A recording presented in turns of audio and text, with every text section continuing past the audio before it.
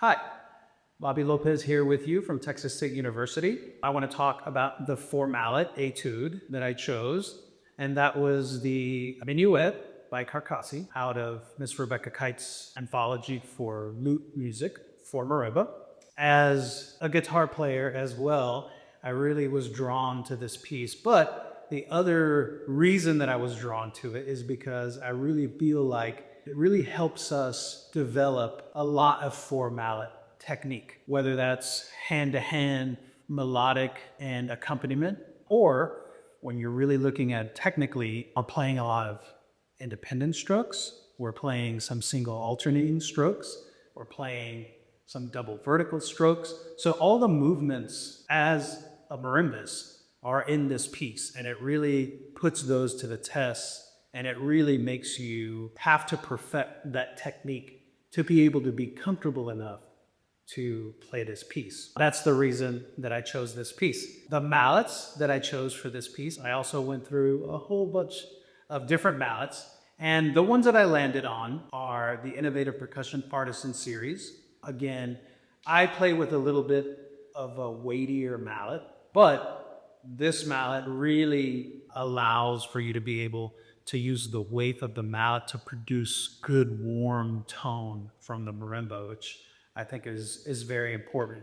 Now, I did kind of use a graduated pair or a graduated set. So in my bass, I'm using the IP 5002s, which is the purple yarn. The rest are IP 5003s. So I didn't choose to use a true graduated set, but these three, my top three voices are 5003s. My lower voice is a 5002. And you'll see why in just a second when we start talking about the minor section in this. If these mallets are a little bit heavy for you, there are some alternatives that I think that you should definitely explore. Some of the other ones that I also liked were the Ivan Trevino's. Those are a little bit lighter than these. They still produce a great sound.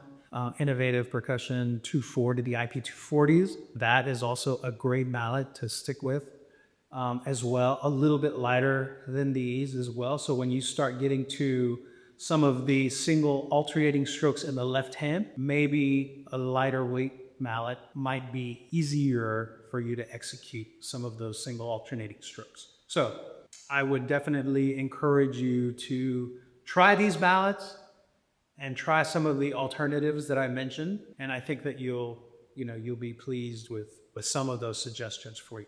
So one of the important things that I'd like to mention about this piece is finding your dynamic window. What does my forte going to sound like? What is my piano going to sound like? What is my mezzo piano going to sound like? All of those, they're very important for you to remember in your hands and in your ear. We start with a nice forte dynamic. So you want to get a nice full sound out of the marimba. You want to be sure that you're not trying to play too hard into the marimba, but really try to use the weight of the mallet to help you produce that sound.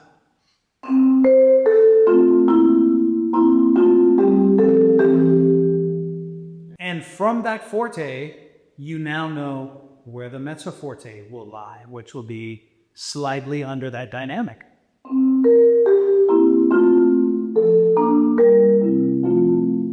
And so we have that phrase has a little bit of a crescendo, and then it decrescendos back to complete that phrase. Now the phrase after that, I believe, should still be mezzo forte. So you want to make sure that when you establish your mezzo forte, you are careful to not play louder than that as you go on, which is a very common thing for players to do. We kind of get a little bit bored in that mezzo forte and we feel like, it kind of creeps up on us a little bit. So you want to be careful of that. Just be sure that you're playing mezzo forte and you're comfortable with staying in that dynamic.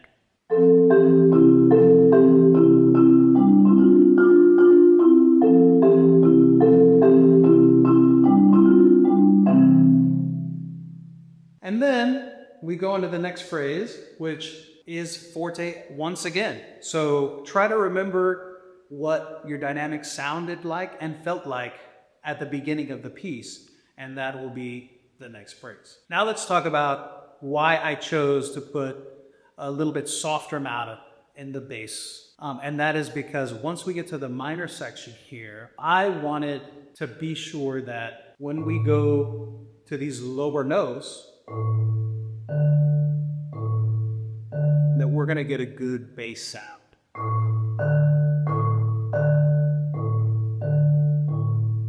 So we can definitely hear the difference between those two mallets. And that's what's going to help us create our nice bass tone as we're playing the next phrase.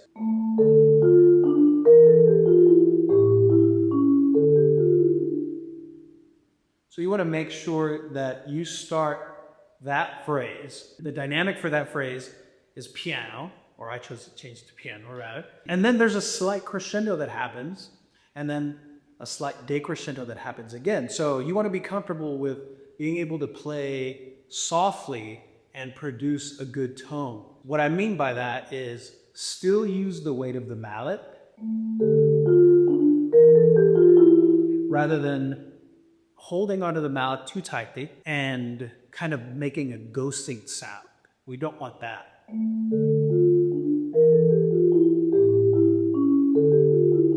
You still want the piano, your piano sound, to be a full piano sound, even though it is, in fact, a piano sound.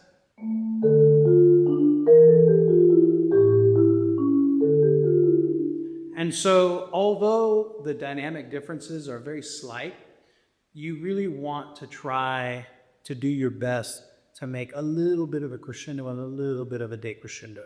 And that's really going to enhance the musicality of this piece and certainly the musicality of that phrase. So the next part that I want to talk about is the next phrase where we're now playing a little more moving eighth notes in the left hand. So this next part I want to talk about a little bit because now we're starting to see a little more activity in our left hand movement, okay?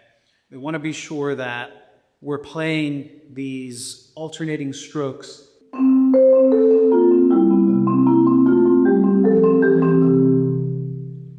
So as you can see, the left hand is moving quite a bit.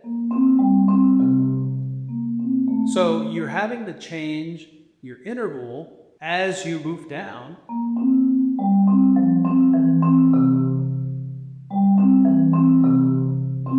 So you have to be careful that you're opening your interval enough to get those right notes, obviously, but that your hand is also moving in that motion. So we don't want to try to do too much of an arm movement, but we definitely want to rotate the mallet.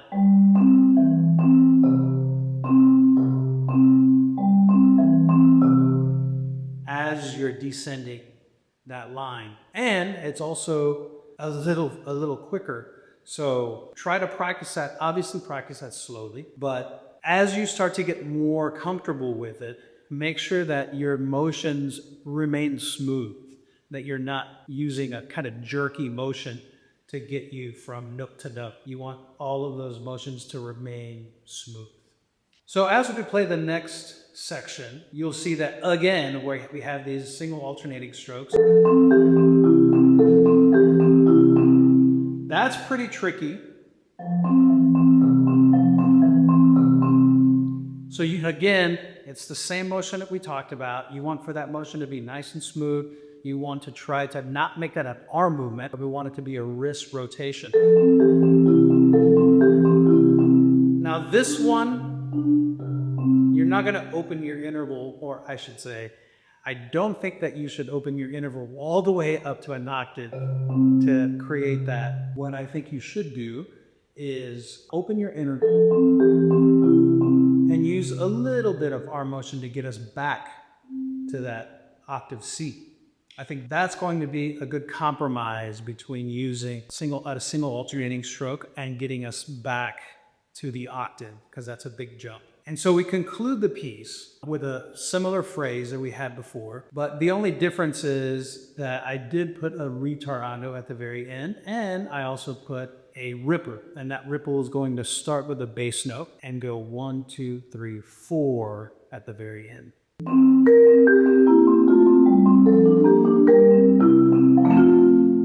Okay, so slight retardando at the end. If you want to retardando a little bit more, you can as well.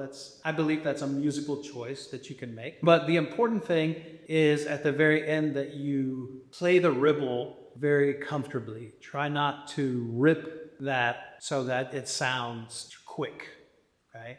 What I mean by that is, here's the difference.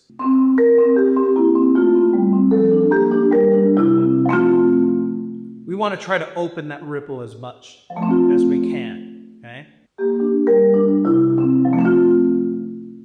I hope that my comments and my suggestions have helped you. I hope that you enjoy learning the piece as much as I did. And while it is challenging, I encourage you to take it phrase by phrase, work on it phrase by phrase. Don't feel like you have to digest all this music at once. And really think about the techniques that you're using and then break those down, play them slowly, and then try to put the phrases together. I think that's probably one of the best approaches to take with this piece. So again, I hope you enjoy it. Again, I hope you enjoy learning this piece, and I wish you luck in your audition.